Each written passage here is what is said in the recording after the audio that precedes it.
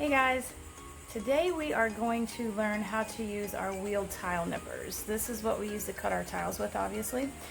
Several of you have asked how to use those, so today we're going to go over a tutorial and I'll show you how to make different cuts with them, okay?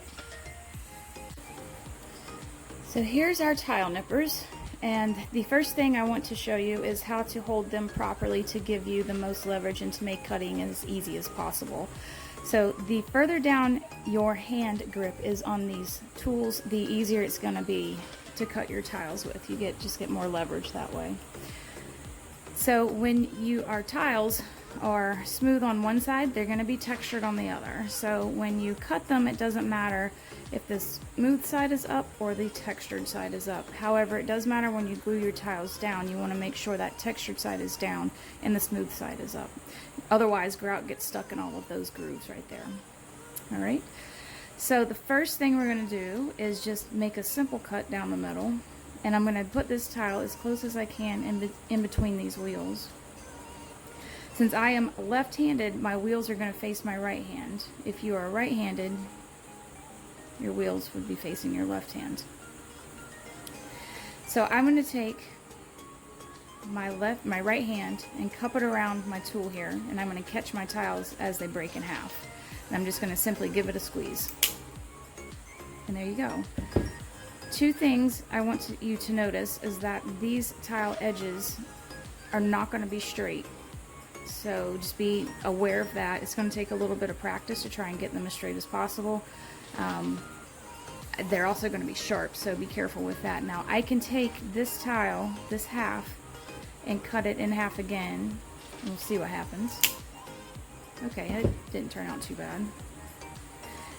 Now I can take this tile, this other half, and cut it in half again, and I can get squares. Just like that, if I'm looking for specific shapes for some reason. You can also cut triangles by placing the tile at an angle in between the wheels.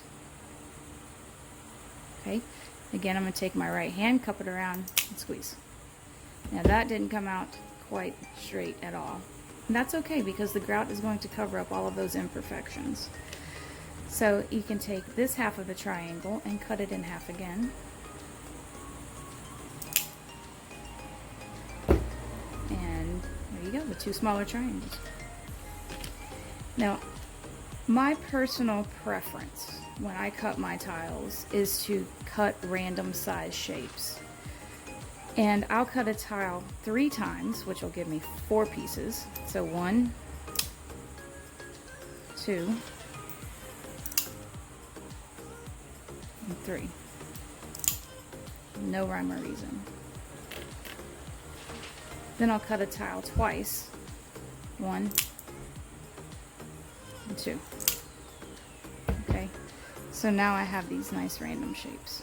For me, these all fit together much easier and nicer than trying to get specific shapes if you work with all squares or all triangles.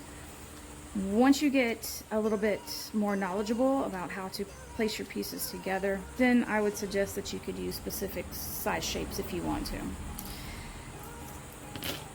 And when you're placing your tiles on your surfaces, you want to place them about 1/4 of an inch to 1/8 of an inch apart, and you just want to save yourself a little bit of space for grout. So that is how you use your wheeled tile nippers. Okay, we do sell these on our website. They are 20 bucks. They are extra if you buy a kit. I suggest that you get one of these because our tiles do come in these 1-inch squares.